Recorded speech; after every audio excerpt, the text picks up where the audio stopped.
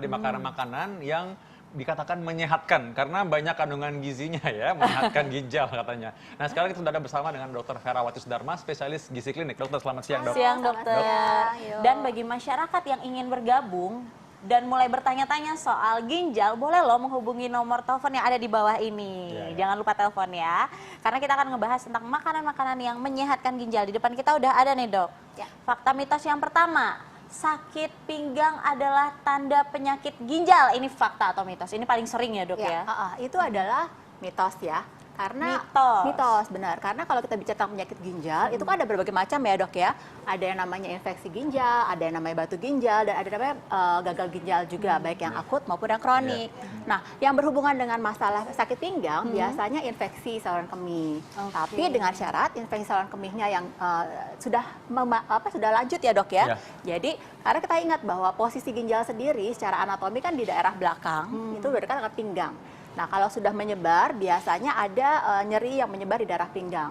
Nah, bedanya kalau dengan sakit pinggang biasa, dia tidak menghilang dengan perubahan posisi maupun perubahan aktivitas gitu.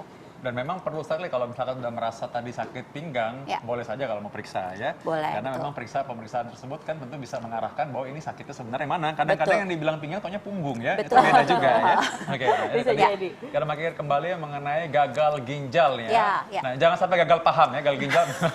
Nah, ini kalau minum air putih sebanyak mungkin ini bisa mencegah penyakit ginjal. Ini fakta atau mitos? Ini adalah mitos, karena sebanyak mungkin, Dok. Kalau sebanyak mungkin nanti kesannya ada yang namanya overhidrasi atau water intoksikasi, itu berbahaya.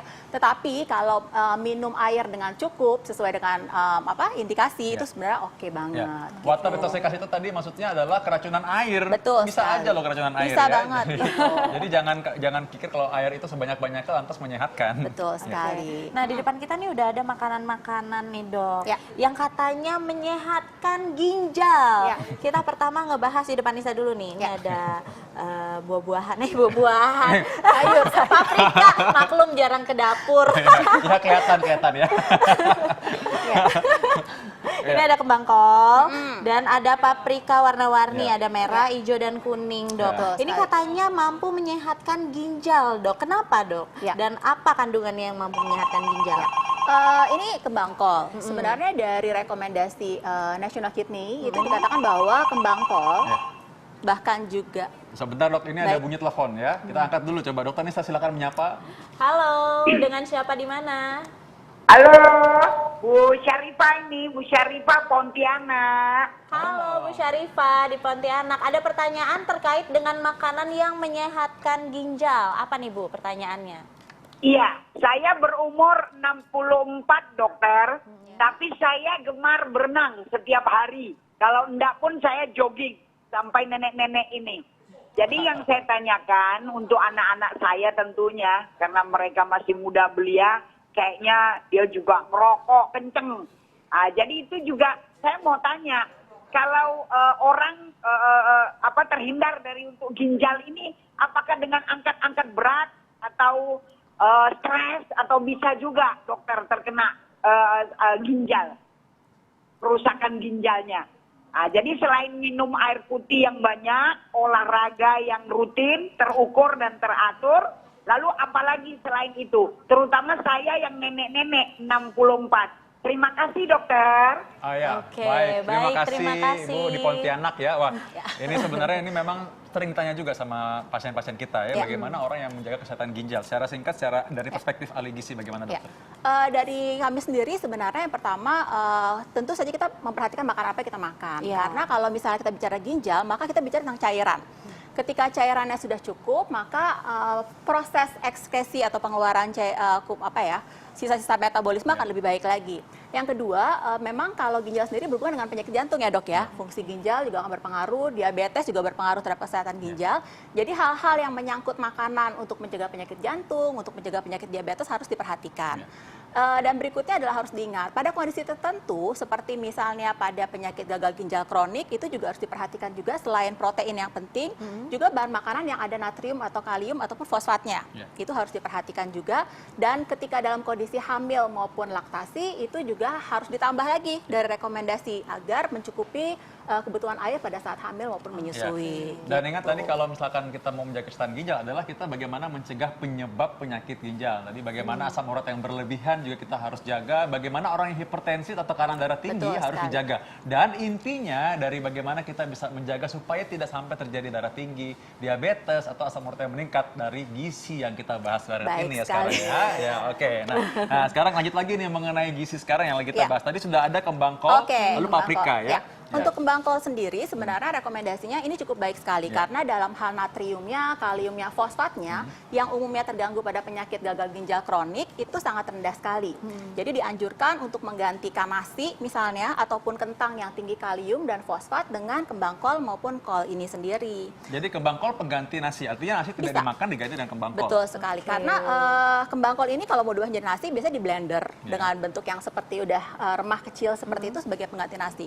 Itu baik sekali natriumnya dan fosfatnya rendah gitu. Wah, ini menarik sekali karena pasti pemirsa di rumah sudah bertanya-tanya apakah boleh nggak nih nasi, kan katanya ada kalorinya. Berapa kalori sih kalau makan kembang kol ini? Dibandingkan dengan nasi, kembang kol lebih rendah kalorinya, kemudian seratnya lebih tinggi. Seperti itu.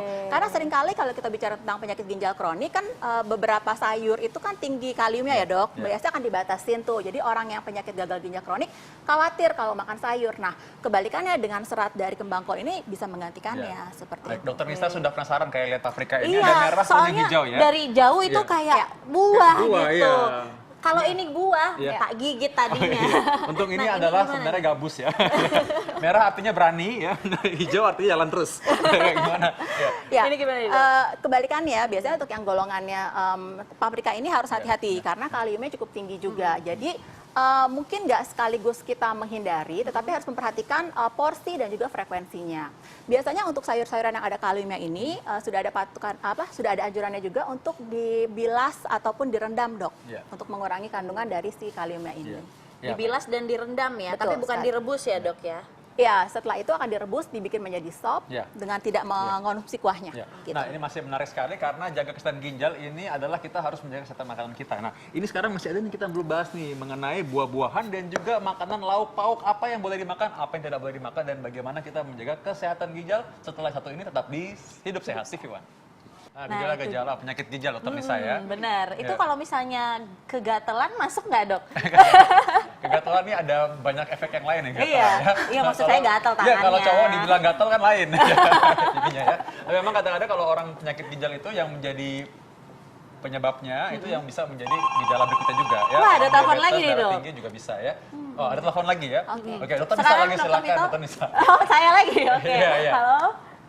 Halo. Iya, dengan Bapak siapa di mana? Dengan Bangka dari Batam. Oke, Pak, ini ada pertanyaan apa buat dokter kita hari ini? Iya, saya pernah mengalami sakit ginjal, ya, udah 2 tahun 1 tahun lebih lah gitu. Tapi memang sekarang udah berkurang gitu. Apakah karena pengaruh memang saya banyak minum air putih sih? Apa karena minum air putih atau gimana ya dok? Kadang timbul, kadang tenggelam dia. Sakitnya itu. Mungkin penyakitnya bisa dijelaskan? Ya. Jadi penyakitnya yang hilang timbul tadi? Iya. Ya hilang timbul tuh apanya Pak? Rasa nyerinya atau? Rasa sakitnya di pinggang. Ya. Halo pinggang Pak. Sebelah. Halo Pak. Iya. Yang hilang timbul tadi rasa sakitnya atau apanya Pak? Rasa sakitnya. Sakit di bagian mana Pak tadi Pak? Karena kalau kencing itu sisa gitu. Oh, kencing sisa. Bapak usia berapa ya Pak ya? Saya usia 50. Jadi kalau malam-malam suka bangun-bangun karena pipis nggak? Ya. Kalau malam hari suka bangun-bangun karena buang air kecil? Iya, suka bangun. Tengah Sering malam bangun. Karena buang air kecil. Oh ya, baik. Iya. Ya. Ya, baik. Ya ini memang kalau orang punya keluhan seperti ini, laki-laki biasanya dengan usia lebih lanjut ya, biasanya prostat ya, ada juga masalah prostat. Selain juga mungkin yang lain dipikirnya adalah mungkin batu ginjal juga. Sekarang kita bahas dari perspektif gizi nih sekarang nih. Bagaimana kalau orang yang punya keluhan yang sama, kira-kira dari segi gizi apa yang harus dikonsumsi ya dokter? Ya, mungkin gini, kalau kita bahas tadi, kalau dengar dari ceritanya, arahnya memang prostat, umur laki-laki searah segini. Nah, sebenarnya kalau prostat sendiri kan memang hubungannya dengan hormonal ya. Ketika sudah mulai mengalami masa di mana androgennya mulai berkurang, maka biasanya akan timbullah gangguan prostat tersebut. Nah, kenapa berhubungan dengan ginjal? Karena akan sulit ketika salurannya mengecil karena pembesaran dari prostat tadi. Mungkin dokter Vito mengerti. Nah, kalau gitu apa yang biasa disarankan? Biasanya kita sering menyarankan agar mengonsumsi makanan-makanan yang misalnya tomat untuk membantu prostatnya, menjaga kesehatan prostat. Itu sudah ada penelitiannya cukup baik. Beta karoten dalam tomat itu ternyata membantu bukan hanya sekedar dari antioksidannya, tetapi membantu juga supaya fungsi dari si androgennya juga akan lebih baik lagi. Mungkin itu yang disarankan. Yang kedua, biasanya memang batu ginjal, karena ketika mengalami gangguan untuk pipis atau sakit tadi, tergantung apakah batu tersebut tersumbatnya di daerah mana ya dok ya. Jadi ketika dia ada di daerah yang salurannya kecil, maka timbullah keluhan atau nyeri tadi. Tapi kalau tidak ya tidak. Nah, untuk batu ginjal sendiri memang kita sarankan untuk pertama diperiksa tentu saja jenis batu ginjalnya, jenis batu ginjal apa dulu. Asam urat juga bisa menyebabkan terjadi batu ginjal. 10% dari batu ginjal dari asam urat. Jadi itu harus diperhatikan. Kemudian ada juga batu kalsium, kemudian juga ada juga batu oksalat. Nah, batu kalsium dan oksalat tadi biasanya menumpuk karena tidak adanya fungsi pembersihan yang baik dari ginjal. Nah, fungsi pembersihan tadi biasanya kita bantu dengan minum air. Jadi dia akan membasuh saluran pipis kita dan tidak terjadi pengkristalan dari kalsium maupun oksalat tadi. Gitu dok. Nah ini kalau kita ngomong soal air nih, biasanya mungkin buat sebagian orang senangnya minum jus karena minum air aja katanya kurang nyaman ya. Nah bagaimana kalau misalkan buat nanas ini di jus gitu misalnya, coba gimana dokter? Untuk secara umum ya dok, kalau secara umum baik sekali karena memang nanas termasuk buah yang banyak cairannya, tetapi hati-hati kembali, kita kembali ke gulanya.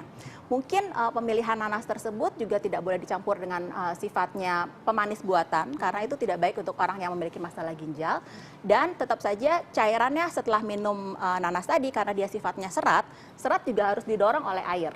Jadi konsumsi air juga harus ditambahkan. Gitu dong. Nah, ya, baik. Tadi air tetap harus diminum, harus diminum juga ya. Betul. Selain dari cairan yang dalam buah-buahan. Nah, ada fakta mitos berikutnya dari Dokter Nisa dari tadi udah senyum-senyum dan tidak pakai pemanis buatan senyumnya ya. Iya, saya senyum-senyum ngeliatin Dokter Vito ngomong, soalnya auranya terpancar kemana-mana.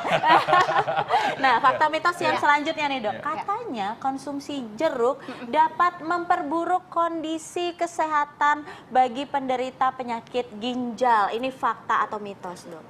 Itu adalah fakta pada kondisi pasien dengan penyakit gagal ginjal kronik dan mengalami peningkatan kadar kalium dalam darahnya yang tinggi.